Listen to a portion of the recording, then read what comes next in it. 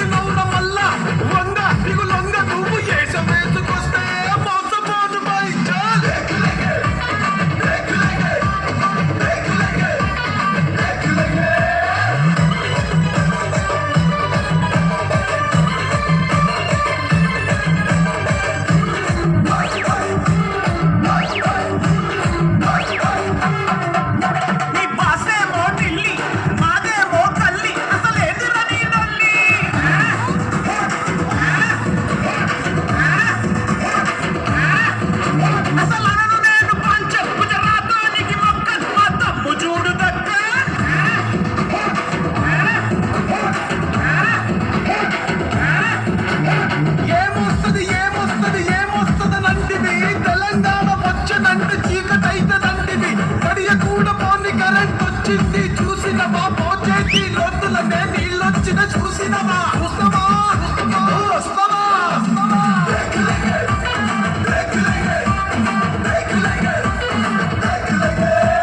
పల్లెల్లో రైతన్నల సంపులాలు చూడరా పట్టణంలో రాళ్ళు ముందు పెట్టుబడుల జాతర రాసుగార పిట్ట ఇది కేసీఆర్ అడ్డ